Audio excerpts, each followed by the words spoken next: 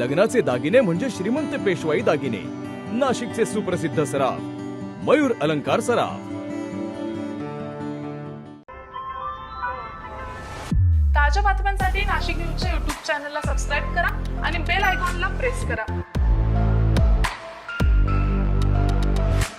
त्र्यंबकेश्वरमधील सोसाट्याच्या वाऱ्यामुळे मोठी दुर्घटना घडली आहे। घरावरील पत्रे उडून भाविकांच्या थेट अंगावर पडल्यानं 3 जण जखमी झालेत।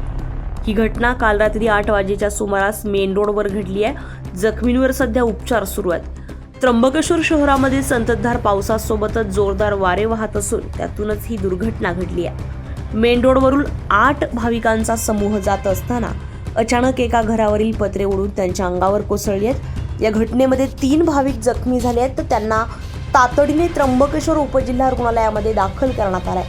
दरम्यान गंभीर जखमी झालेल्या अमित आढे यांना पुढील उपचारासाठी नाशिक जिल्हा रुग्णालयामध्ये हलवण्यात आले।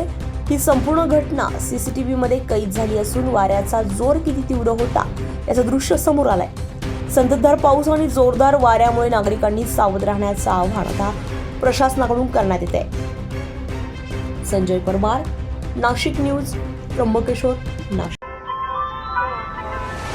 ताज्या बातम्यांसाठी नाशिक न्यूजच्या YouTube चॅनलला सबस्क्राईब करा आणि बेल आयकॉनला प्रेस करा।